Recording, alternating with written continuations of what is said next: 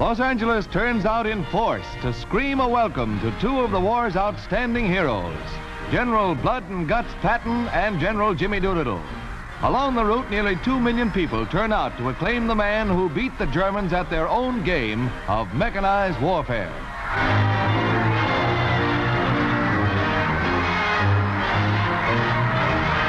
Are given prominent display, for Doolittle, as well as G.I. Joe, needs your help.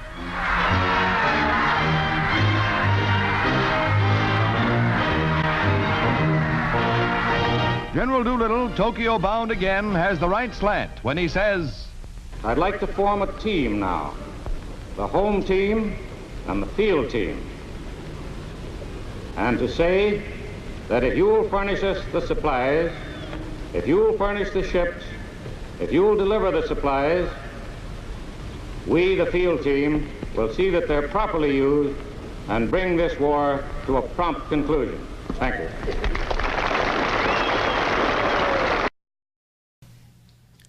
James Jimmy Doolittle, 1896-1993. For conspicuous leadership above and beyond the call of duty, involving personal valor and intrepidity at an extreme hazard to life. Citation for the Medal of Honor, Jimmy Doolittle. Soldier, scientist, Medal of Honor winner and executive, in a career spanning from the First World War until the dawn of the space age, legendary aviator Jimmy Doolittle's achievements place him in the pantheon of American heroes. His list of accomplishments would fill volumes, from flight instructor during the First World War to the first doctorate in aeronautical engineering. Throughout the 20s and 30s, Doolittle performed pioneering work on aircraft navigation and instrumentation while compiling a staggering list of competitive aviation awards.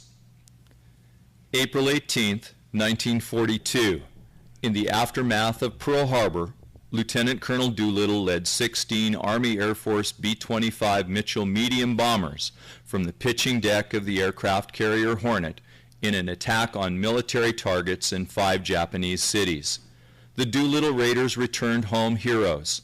Lieutenant Colonel Doolittle received promotion to Brigadier General and the Medal of Honor. General Doolittle continued to fly combat missions as the commander of the 12th Air Force in North Africa, the 15th Air Force in the Mediterranean, and as the commander of the 8th Air Force in England from January 1944 until the end of World War II. In 1946, Lieutenant General Doolittle returned to the inactive reserve and took up his duties as a vice president of Shell Oil Company.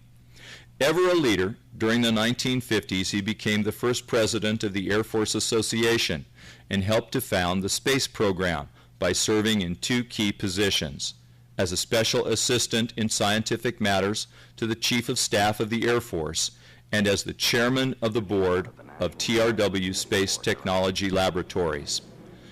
Lieutenant General Doolittle retired from the Air Force on February 28, 1959. On April 4, 1985, Congress promoted Lieutenant General Doolittle to the rank of full general in recognition of a lifetime of service to his country.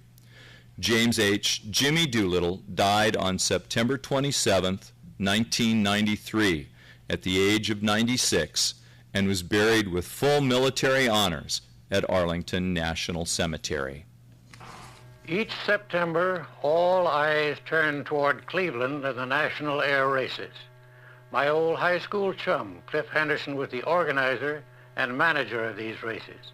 Here's Cliff with the Lindberghs at the 1929 event. That year, Slim put on a show with the Hi-Hats, a U.S. Navy demonstration team. He's the one in the middle.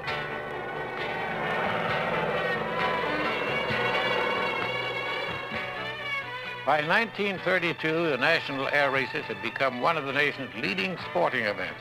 The crowds were enormous. Spectators always enjoyed acrobatics and wing walking, but what they really came to see were the races, particularly the Thompson Trophy Classic. Crowds watching a real show today, starting with Jimmy Doolittle, the human bullet. I won that one in 1932, averaging over 250 miles per hour in the GBR-1. It was the most unforgiving airplane I ever flew. You had to fly it all the time. You didn't dare make tight turns. Blow, Jimmy. You did a real job.